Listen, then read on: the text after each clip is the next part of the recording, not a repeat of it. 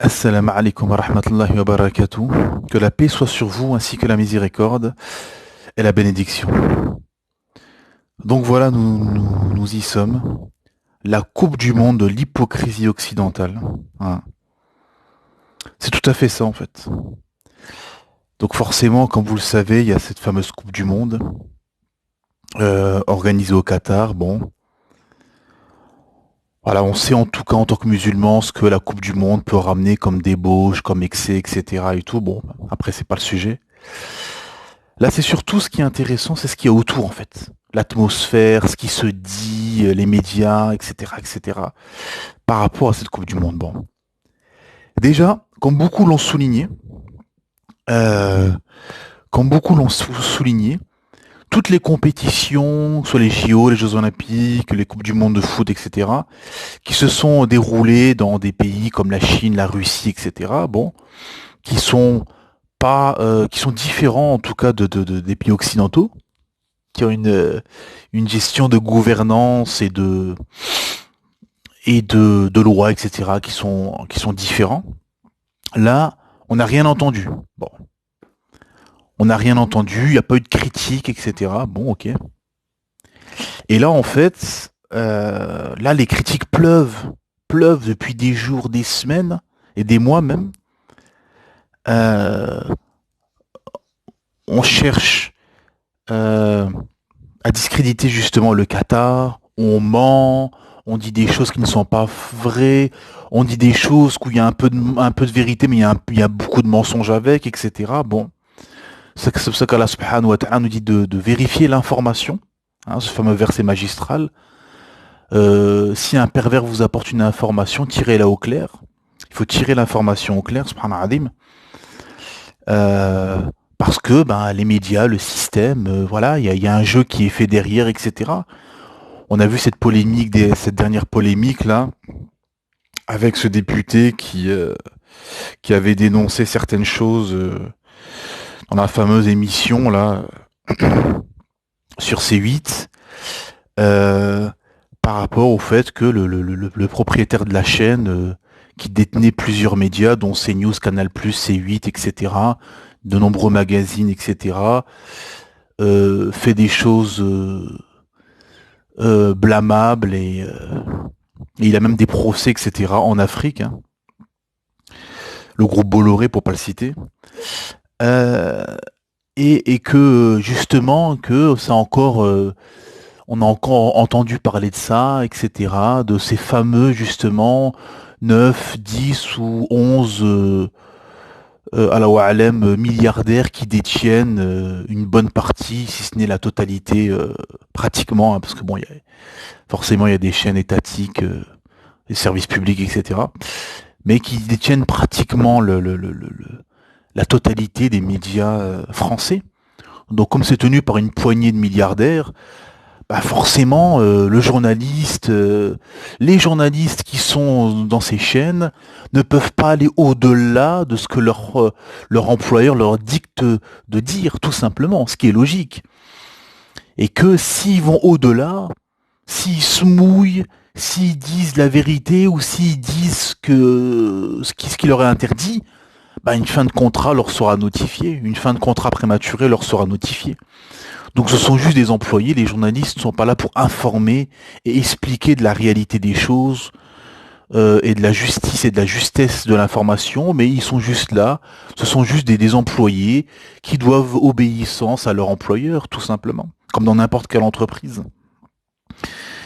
Et donc voilà, donc ces médias qui comment dire, font le siège de la Coupe du Monde au Qatar, bon.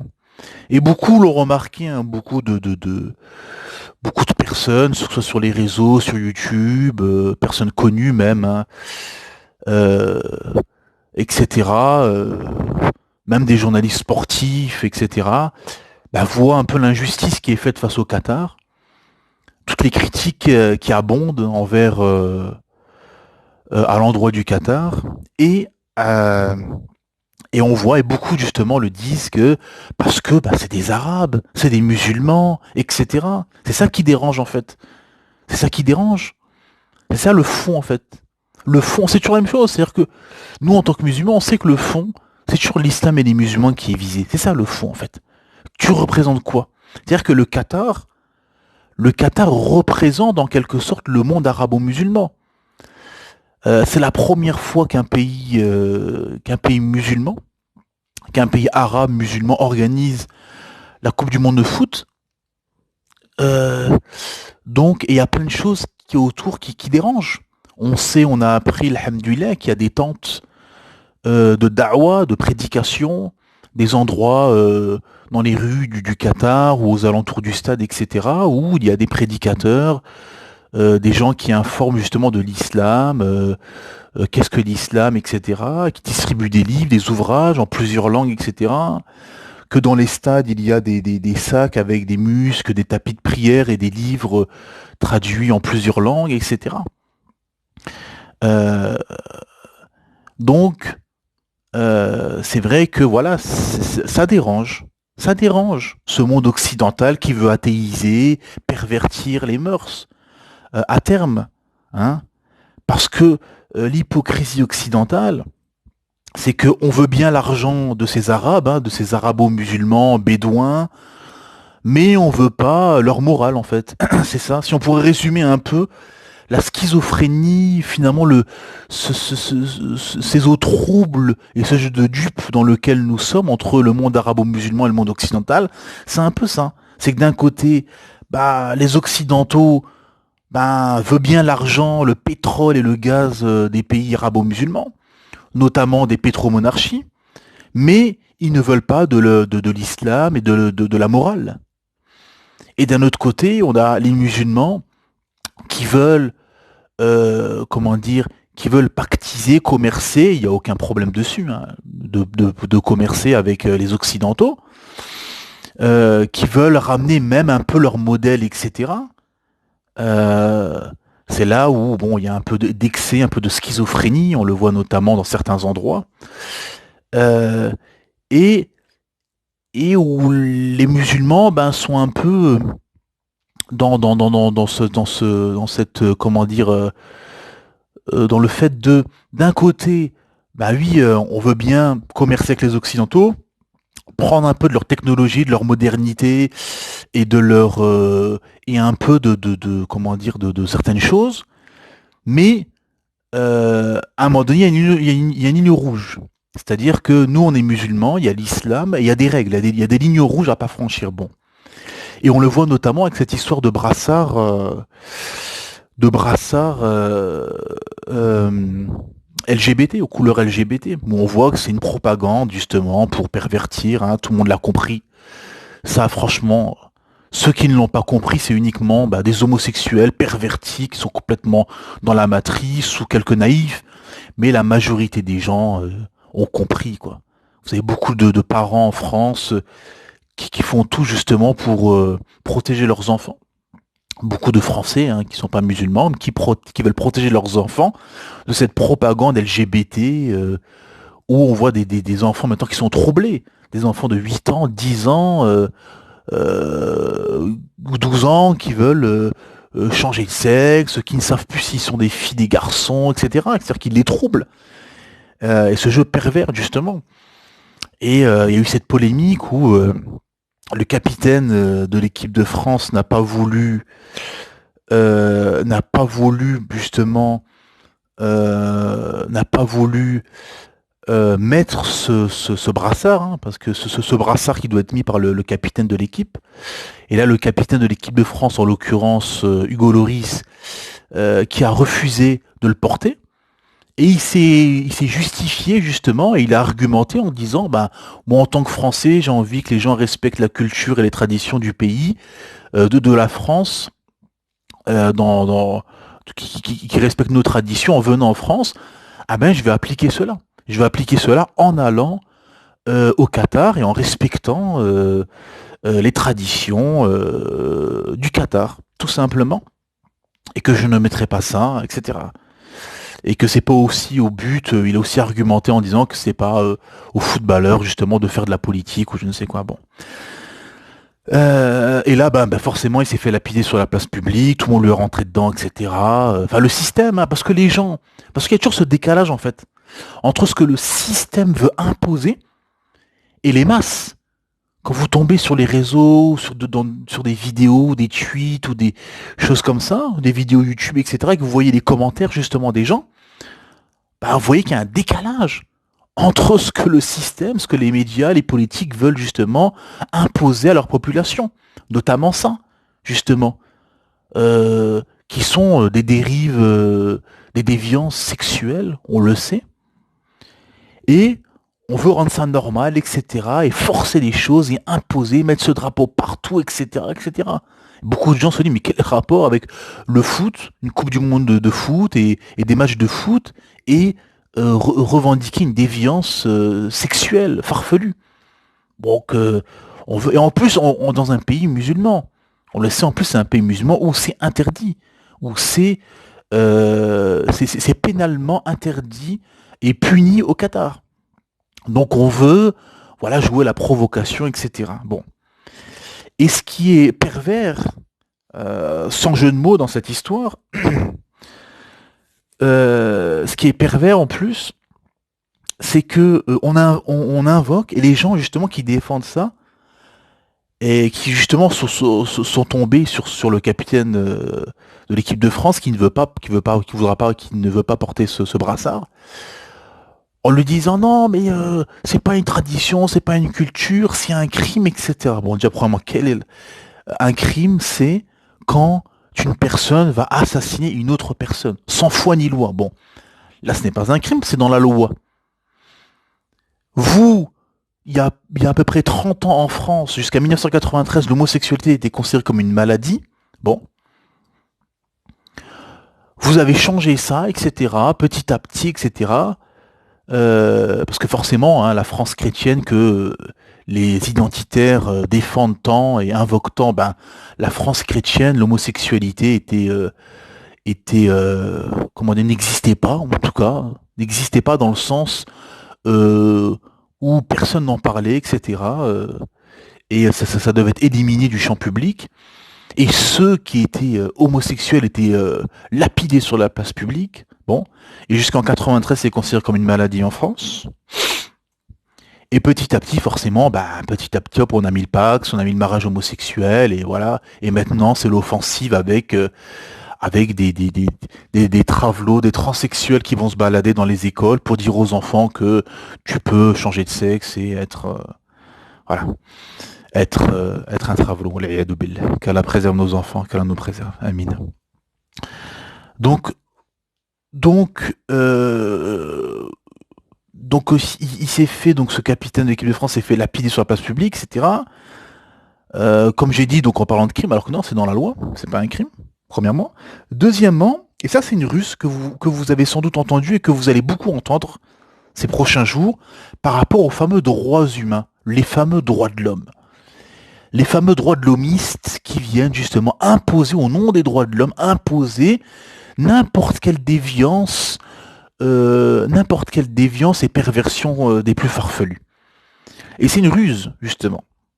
C'est-à-dire qu'on va invoquer on va invoquer les droits de l'homme que n'importe qui va dire, bah bien sûr, l'humain a le droit à des droits.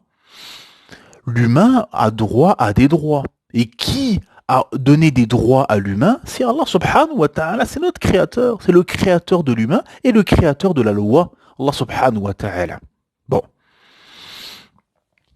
Et, et cet argument de droit de l'homme, justement, c'est une ruse, en fait, pour pouvoir imposer toutes sortes de déviances, en fait. Parce que la nuance fondamentale et qu'il faut comprendre, mes frères et sœurs et vous qui n'êtes pas musulmans, la nuance fondamentale, c'est qu'en fait, il ne parle pas de défendre les droits humains. Quand il parle du Qatar, d'aller à la Coupe du Monde pour pouvoir revendiquer, etc. Non, non, c'est pas défendre les droits humains. C'est défendre les droits à suivre ses passions, ses déviances et ses perversions des plus farfelues. Elle est là la nuance à comprendre. C'est ça la réalité. Parce que quand on entend les droits de l'homme, les droits humains, oui, le droit à vivre, le droit à la vie, le droit à la décence, le droit à vivre dans la décence, le droit du travail, etc., etc. Ça, ça bien évidemment, personne ne va blâmer ça. Hein. Euh, Bien évidemment. Euh, et d'ailleurs, quand vous étudiez le maqasid al-sharia, donc les finalités, les protections, les préservations de la sharia, de la loi d'Allah subhanahu wa ta'ala, il y a en priorité la préservation du din, pardon, qu'on va traduire par religion, mais le din ne veut pas dire religion. Le din vient de dain, de la dette. En fait, c'est comme si en fait on avait une dette envers notre créateur Allah Ta'ala. Il t'a donné la vie, la santé, il te nourrit, il te loge, il te, il t'abreuve, il te donne un toit, etc., etc. Et, il a une dette envers lui. Et la dette, ben, c'est l'adoration, les prières, etc., de façon légiférée via sa dernière législation révélée pour l'humanité comme miséricorde et bonne annonce, qui est le Coran accompagne de la sunna prophétique. Et donc la première finalité, c'est le din. La deuxième préservation, c'est la préservation de l'hayat, de la vie. Ensuite, de la raison, de la aql. Ensuite, de, des biens, de la richesse, de la propriété, de l'héritage. Et ensuite, la protection de la famille, de l'honneur. Et certains rajoutent comme sixième protection l'environnement, l'écologie, etc. Bon. Euh, enfin, l'environnement, quoi. La protection de l'environnement, de la faune et de la flore. Et, euh, et là, en fait, non. Là, on parle pas de ces droits-là. C'est des droits qui sont fondamentaux. D'ailleurs, que la France a repris. Hein, parce qu'on vous cache bien de dire que Napoléon, lors de sa campagne d'Égypte, a pris, a pris un livre de fiqh, de sciences islamiques, d'un savant égyptien. J'ai plus le nom en tête de ce savant égyptien, justement, qui avait fait un travail sur, sur sur la charia, sur les lois, le droit, le fiqh, etc., etc., la jurisprudence, etc., etc. Et il s'est inspiré de ça pour faire la constitution napoléonienne, qui a été justement par la suite la constitution française moderne qu'on a aujourd'hui. Et vous avez beaucoup de la charia d'Allah subhanahu wa ta'ala, de la loi du créateur dans la constitution française. Mais ça, c'est caché par le système, bien évidemment. Et, euh, et donc, et donc justement, la question, elle est là. Et la question et la réponse, elle est là. C'est-à-dire qu'en fait, ce n'est pas des droits humains qui les défendent. Là, c'est juste les droits à la décadence et aux déviances par rapport à ça, au LGBT, par rapport à l'alcool, justement. Le fait que la FIFA s'est battue pour qu'il y ait de l'alcool, etc. Euh, pour que justement que les supporters puissent s'abreuver d'alcool, que le drapeau LGBT, etc., etc.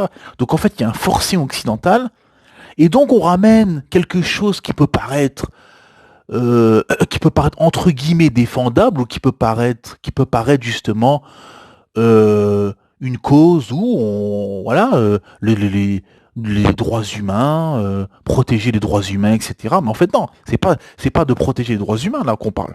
On parle de justement d'autoriser et de promouvoir les décadents, les déviances et les perversions des uns des autres, des plus farfelus, de la décadence tout simplement. Elle est là la réalité, tout simplement. Et mais on est aussi un peu en jeu trouble. C'est-à-dire qu'en fait, cette Coupe du Monde, elle met tout sur la table. Elle met un paradoxe, en fait, et un jeu de funambule, finalement, et un jeu trouble que, bah, voilà, entre certains pays musulmans et le monde occidental, où justement, ben voilà, on va fermer les yeux sur certaines choses, on va accepter certaines choses, mais d'un autre côté, ils font le forcing pour ci, pour ça, on va accepter ça, fermer les yeux sur ça. Enfin, chacun des deux parties ferme les yeux sur certaines choses, accepte en serrant des dents d'autres choses, etc., etc. On est un peu dans ce jeu trouble de funambule, en fait, où il y a beaucoup de paradoxes dans cette Coupe du Monde. Bon. Euh, dans cette Coupe du Monde qui va se dérouler dans un État qui n'est pas plus grand que la Corse et où il y a pas plus de 400 000 habitants à peu près. Donc, on est un peu, voilà, dans et la question, elle est là. C'est-à-dire qu'en fait, on est dans une hypocrisie occidentale où on va tout faire pour vous pouvoir imposer son modèle. En fait, on est dans le colonialisme, en fait. Dans le colonialisme où on veut imposer aux colons, on veut imposer, pardon, aux ex-colonies ou en tout cas un monde qui devrait les suivre justement euh, voilà par plusieurs pressions, par des pressions qui sont médiatiques, politiques, financières, etc., etc. Tout simplement. Bon, et après le système veut imposer au monde cette perversion finalement satanique, ce sont des suppôts de Satan. Mais alhamdulillah, Allah subhanahu wa ta'ala a son plan et Allah ta'ala est le meilleur stratège. Et alhamdulillah, d'un autre côté, il faut toujours voir parce que, bien évidemment, en tant que musulman, nous on va se dire oui, la Coupe du Monde, le problème c'est que ça ramène, ça peut ramener voilà, des choses pas propres, ça peut être nuisible dans un certain sens, mais dans un autre sens, d'un autre côté, il y a aussi le fait qu'il y a, hamdulillah, qu'il y a une da'wa aussi, le fait juste d'être dans une terre d'islam, de voir des mosquées, de voir des musulmans, d'entendre l'Éden, et comme je dis tout à l'heure, le fait qu'il y a des prédicateurs qui vont faire da'wa, qui vont distribuer des livres, etc. Alhamdulillah, il y a d'un autre côté ce travail de da'wa malgré tout. Il faut toujours voir il y a toujours cette règle du moindre mal, il faut toujours voir aussi le bon côté des choses. Hein. C'est-à-dire qu'on peut voir le verre à moitié vide, mais aussi on peut aussi le voir à moitié plein. Et alhamdulillah, là on parle à l'heure actuelle qu'il y a déjà des centaines de conversions. Alhamdulillah, qu'Allah maintienne sur la vérité et que s'est converti et que, alhamdulillah, en espérant qu'il s'accroche au câble d'Allah subhanahu wa ta'ala. Hein, et donc voilà. Parce que finalement, c'est quoi la réalité? La réalité, c'est que ce monde occidental, qui a tout fait pour pervertir les mœurs, ces 40-50 dernières années, via Hollywood, via Internet, via les séries, via les films, via les publicités, via plein de canaux, via plusieurs canaux, et de façon même militaire, hein, où on envoyait leurs armées, etc., en imposant par la force la liberté, l'humanisme, en jetant des bombes de TNT qui pèsent plusieurs tonnes sur des populations au nom de l'humanisme et des fameux droits de l'homme. Et, euh, et pourquoi? Parce qu'en fait, le système occidental veut que tu ne réfléchisses pas, que tu ne te poses pas de questions, que tu suis la matrice. Vous êtes tous des lézards qui êtes sortis de la mer et qui avaient marché, et vous êtes devenus des guenons et des singes, et vous vous êtes transformés à un moment donné de façon hasardeuse, en, en mi-homme, mi-singe, et finalement vous êtes devenu l'homme moderne, et vous devez poursuivre votre évolution en étant finalement ni des hommes ni des femmes, juste un tas d'atomes et de cellules qui devez parcourir la terre et assouvir vos passions et vos désirs des plus farfelus, sans vous poser de questions, bien évidemment. Et si tu réfléchis et tu te poses des questions, bah, tu deviens dangereux. Tu deviens un individu dangereux. Si tu cherches à aller en profondeur, à développer, à réfléchir, à te poser des questions et à comprendre le pourquoi du comment, à ce moment-là, tu deviens quelqu'un de dangereux et euh, quelqu'un qu'on doit éliminer en fait, qu'on doit boycotter, et qu'on doit justement empêcher qu'on on ne doit pas entendre sa parole. Et c'est ça la réalité en fait, mes frères et sœurs, et vous qui n'êtes pas musulmans, c'est qu'en fait nous sommes les créatures d'un créateur unique, Allah subhanahu wa ta'ala, qui a créé Adam, notre père à tous, puis a tiré de ses côtes son épouse Ève, notre mère à tous, et de là l'humanité a commencé. Et là, la réalité, il n'y a aucune évolution hasardeuse à un moment hasardeux. Nous sommes, et d'ailleurs, les chercheurs, les scientifiques, etc., plus avancent dans la recherche et les sciences, et la science, et plus, justement, ils admettent et ils s'inclinent, et ils ne peuvent admettre qu'il y a un créateur qui a tout agencé et tout créé depuis le départ. C'est impossible. Techniquement, physiologiquement, biologiquement, techniquement, mathématiquement, physiquement, c'est techniquement impossible que tout ceci soit venu par hasard, d'une façon hasardeuse, à un moment hasardeux. Non, nous avons été créés par un créateur unique qui a tout agencé et qui est omniscient, omnipotent. Tout simplement, et qui cerne de sa science toute chose. Subhanallah. Et donc voilà. Donc finalement, la Coupe du Monde de l'hypocrisie reviendra bien évidemment au monde occidental, car, euh, car cette hypocrisie est tellement visible et risible qu'elle est constatable par n'importe quelle personne. Toute personne honnête intellectuellement constatera l'hypocrisie du monde occidental qui combat l'islam et les musulmans dans ces terres. On le voit notamment en France avec des lois injustes, des débats, des innombrables débats jour et nuit contre le voile, contre l'islam, les musulmans. Et par contre, quand des mosquées, comme en ce moment, là, il y a des mosquées qui se sont fait taguer, injurier, etc., silence radio, on n'entend plus rien.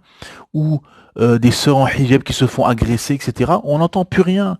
La Palestine, on n'entend rien du tout, etc. On vous parle du matin au soir de l'Iran, etc., mais la Palestine, rien, rien du tout sur la Palestine. Parce que l'Occident est dirigé par des hypocrites, par des infâmes sataniques hypocrites qui adorent leur passion jour et nuit et qui ont fait de l'islam et des musulmans le combat principal et qui combattent l'islam et les musulmans même dans ces terres. Et même quand un pays organise une compétition comme la Coupe du Monde, qui est une des plus importantes avec les Jeux Olympiques, qui est une compétition des plus importantes au niveau planétaire, eh ben, à ce moment-là, ça dérange et on va mentir, tricher et faire tout pour discréditer et voilà, et pour faire de mauvaises pubs et pour blâmer, etc. Mais alhamdoulilah, les gens sincères, sauront où est la vérité et distingueront entre les ruses hypocrites et la réalité. Inch'Allah bi'idhnillah. Voilà. Qu'Allah nous facilite, qu'Allah nous guide, qu'Allah fasse en sorte que cette Coupe du Monde fasse en sorte que l'Occident et beaucoup d'Occidentaux justement comprennent la réalité, euh, se convertissent à l'islam et découvrent l'islam et le monde musulman finalement, que ce soit une cause bénéfique malgré toutes les choses toutes les choses blâmables et toutes les critiques qu'on pourrait faire envers une compétition d'une telle ampleur pour les raisons qu'on sait. Et donc voilà. Donc, en tout cas, ce que démontre et ce que dévoile finalement tout, tout ce qui s'est passé autour de cette Coupe du Monde et ce qui se passe encore, c'est que c'est l'hypocrisie occidentale et c'est le double jeu finalement, le double jeu que mène l'Occident avec le monde arabo-musulman finalement, jeu de troubles, jeu de dupes, jeu de funambule, où ben on veut bien l'argent de ces Arabes, hein, de ces musulmans, on veut bien leur pétrole, leur gaz et leur argent, mais par contre leur morale religieuse, leur islam, ça non, on va le combattre. Donc voilà, c'est l'hypocrisie. Mais après, euh, c'est au monde musulman aussi de s'affirmer justement et d'être ferme sur toute question fondamentale qui est toute question fondamentale, que ce soit par rapport à l'alcool, à l'homosexualité, au voile, au hijab pour la femme, etc., etc. Toutes les critiques qui sont faites, d'être ferme sur ces questions-là, car nous suivons, alhamdulillah, la vérité de notre Créateur Allah subhanahu wa ta'ala, qui nous a révélé des sept cieux, sa législation pour l'humanité, Celui qui suit, alhamdulillah, il aura sauvé son âme. Celui qui n'accepte pas, ben, il se sera condamné tout simplement. Comme le prophète Mohammed sallallahu alayhi wa sallam, paix et bénédiction, a dit à ses compagnons, ce hadith magistral, celui, tout le monde aura le paradis, sauf celui qui se refuse, sauf celui qui refuse le paradis. Et les compagnons ont dit, mais qui va refuser le paradis, Rasulallah? Et le prophète Mohammed sallallahu alayhi wa sallam, paix et bénédiction, de répondre, celui qui m'aura obéi aura, et donc par la même obéi à Allah subhanahu wa ta'ala, celui qui m'aura obéi accédera au paradis, et celui qui me désobéira n'y accédera pas, et donc par défaut ira en enfer. Wal'iyadu billah, qu'Allah nous en préserve. Donc, elle est là la réalité. Soyez sur vos gardes, soyez méfiants des infos, comme Allah Ta'ala nous dit, vérifiez l'information justement, car ce sont des pervers manipulateurs, que ce soit les sorciers médias ou les mafieux, les véreux mafieux carriéristes politiques, qui sont déjà décrédibilisés dans leur propre population en Occident, et restez fermes sur la vérité, l'islam, et méfiez-vous justement de toute information qui vient des ennemis de l'islam justement, qui sont les politiques, les médias, qui sont inquiets à la cause du système et qui fait tout justement pour pervertir les mœurs, pervertir les sociétés, pervertir finalement la fitra, la sainte nature dont est doté tout être humain, qui est cette sainte nature qui est sur l'adoration, qui est sur l'islam et qui est sur la pudeur et la bienséance, et que justement ce système fait tout et fait en sorte de pervertir et de déranger et de détourner pour finalement accomplir le plan de Satan qui veut que toute l'humanité, enfin qui veut emmener le plus de monde avec lui, excusez-moi, qui veut emmener le plus de monde avec lui en enfer, wal'iyadu billah, qu'Allah nous en préserve, qu'Allah nous facilite, qu'Allah nous maintient sur son sentier lumineux, et ne vous faites pas avoir par l'hypocrisie, par la propagande justement occidentale, la propagande des hypocrites occidentaux qui est une propagande anti-islam et anti-musulman. Voilà. سبحانك اللهم وبحمدك أشهد أن لا إله إلا أنت أستغفرك وأتوب إليك